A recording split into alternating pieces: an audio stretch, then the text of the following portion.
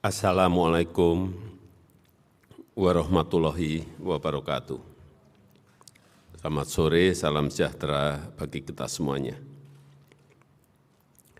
Bapak, Ibu, dan saudara-saudara sebangsa dan setanah air, komitmen pemerintah terhadap pemberantasan korupsi tidak pernah surut. Upaya pencegahan juga terus dilakukan dengan membangun sistem pemerintahan dan pelayanan publik yang transparan dan akuntabel. Pemerintah terus mengembangkan sistem pemerintahan berbasis elektronik.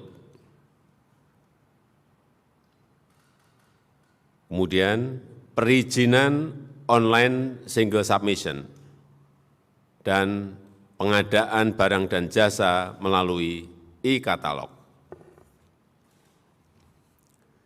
Dalam hal penindakan, pemerintah antara lain telah dan akan terus melakukan pengejaran dan penyitaan terhadap aset-aset obligor BLBI yang tidak kooperatif. Aparat penegak hukum telah melakukan penindakan tegas terhadap sejumlah kasus mega korupsi seperti kasus Asabri dan Jiwasraya. Hal serupa juga akan dilakukan untuk kasus-kasus yang lainnya. Untuk itu, saya ingatkan kembali kepada aparat penegak hukum untuk memproses tindakan pidana tanpa pandang bulu dan tanpa tebang pilih. Pemerintah tidak akan campur tangan terhadap penegakan hukum, dan aparat penegak hukum harus profesional dan sesuai dengan hukum yang berlaku. Pemerintah mengikuti secara cermat beberapa survei sebagai bahan masukan untuk perbaikan, antara lain Indeks Demokrasi Indonesia, Indeks Persepsi Korupsi, Indeks Negara Hukum, Global Competitiveness Index, dan lain-lainnya. Dan Indeks Persepsi Korupsi yang diterbitkan beberapa hari yang lalu menjadi masukan bagi pemerintah dan juga bagi aparat penegak hukum untuk memperbaiki diri. Untuk itu, saya mengingatkan kembali kepada seluruh jajaran pemerintahan di pusat dan di daerah untuk terus memperbaiki sistem administrasi pemerintahan dan sistem pelayanan publik yang mengedepankan transparansi dan akuntabilitas. Saya juga ingatkan kembali kepada jajaran aparat penegak hukum untuk menegakkan hukum yang seadil-adilnya tanpa pandang bulu dan tidak tebang pilih. Saya mendorong agar RUU tentang perampasan aset dalam tindak pidana dapat segera diundangkan, dan RUU pembatasan transaksi uang kartal segera dimulai pembahasannya. Dalam konteks hubungan antar negara, Keketuaan Indonesia dalam G20 telah menyepakati bahwa agenda prioritas dalam pemberantasan korupsi akan terus dilakukan, dan sebagai ketua ASEAN, Indonesia akan menguatkan komitmen pemberantasan korupsi dan penegakan hukum di kawasan. Saya tegaskan kembali, saya tidak akan pernah memberikan toleransi sedikitpun kepada pelaku tindak pidana korupsi. Saya rasa itu yang ingin saya sampaikan. Terima kasih. Wassalamualaikum warahmatullahi wabarakatuh.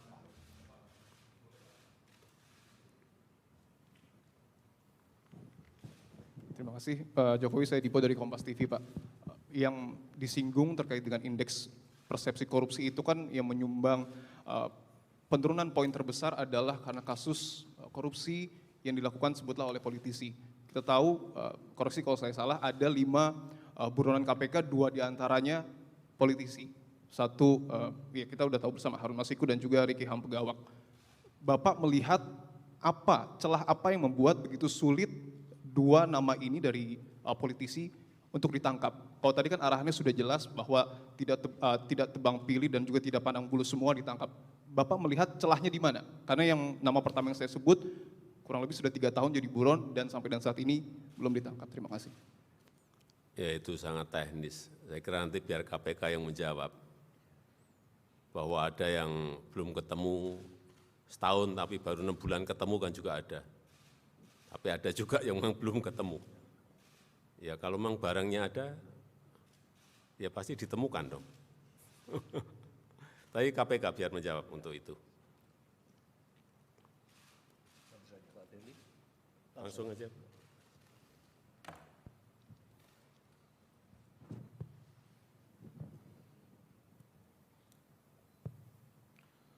Terima kasih atas izin Bapak Presiden.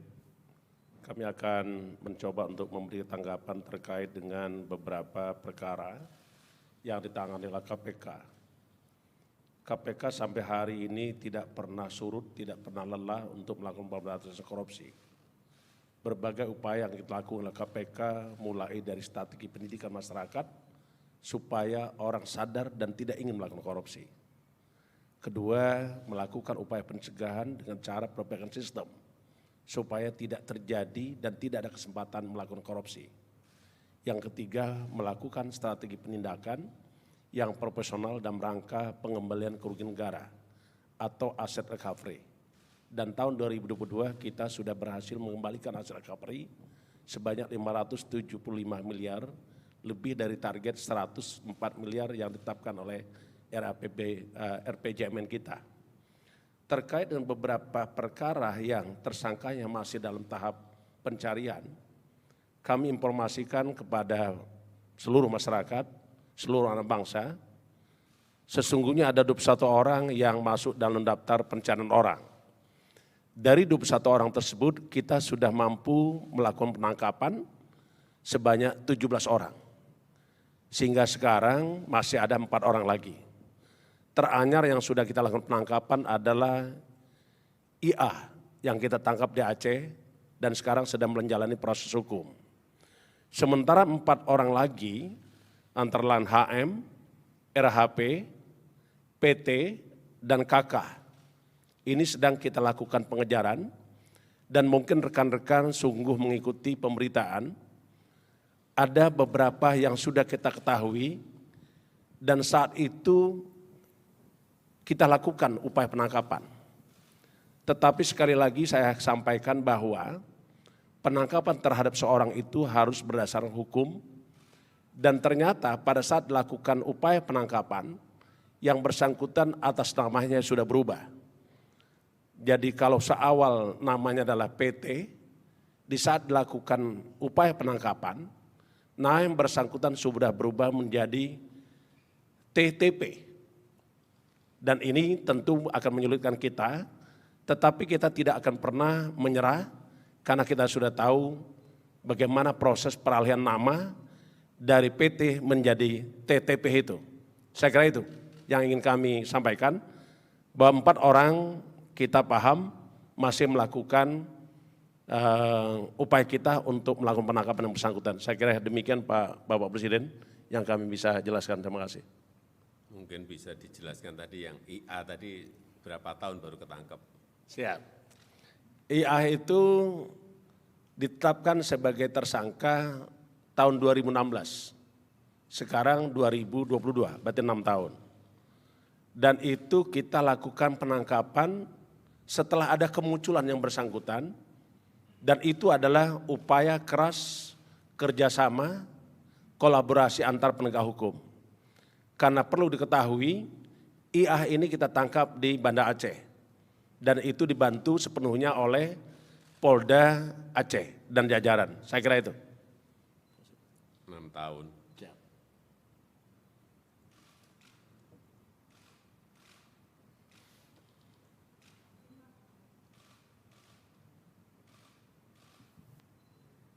Izin Pak, Tika dari CNN Indonesia. Pak, mungkin sedikit pandangan dari Bapak, dari pemerintah terhadap hasil indeks persepsi korupsi ini mempengaruhi iklim investasi di tanah air, Pak, seperti apa? Terima kasih. Ya, ini akan sudah kita rapatkan 2 kali, akan menjadi koreksi dari pemerintah untuk memperbaikinya, bahwa itu akan mempengaruhi investasi di Indonesia. Saya kira tidak, karena investor itu yang dihitung kan untungnya gede atau enggak gede, IRR-nya berapa, biasanya seperti itu. Tapi bahwa itu sedikit mempengaruhi, ya.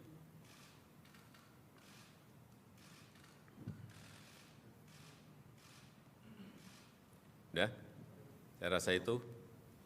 Terima kasih.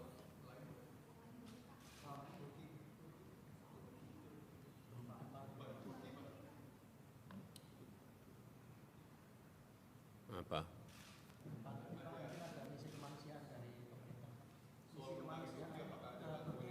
Iya, ini sedang disiapkan bantuannya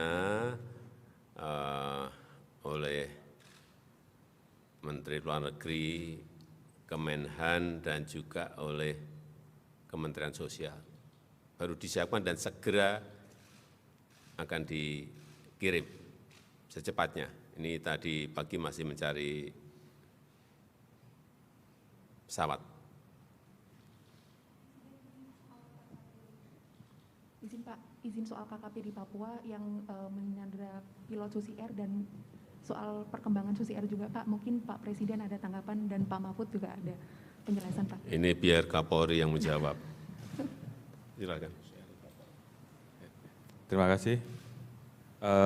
Terkait dengan perkembangan dari pilot dan penumpang yang diamankan oleh KKP, saat ini memang sedang dalam pencarian. Kami tim gabungan dari operasi Damai Karten saat ini sedang melakukan operasi pencarian. Untuk hasilnya nanti akan kita informasikan.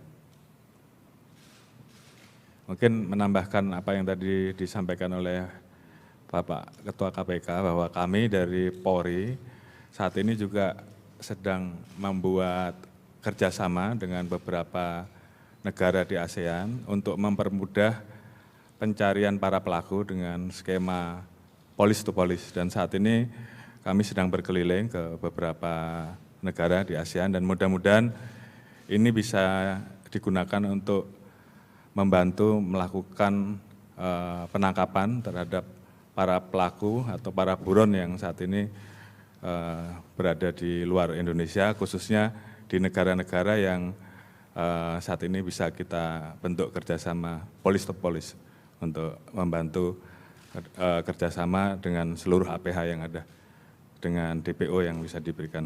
Terima kasih.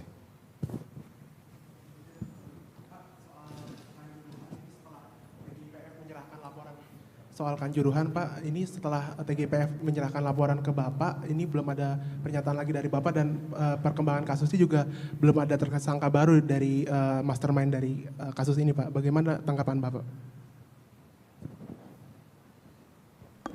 Saya jawab di lain waktu. Terima kasih.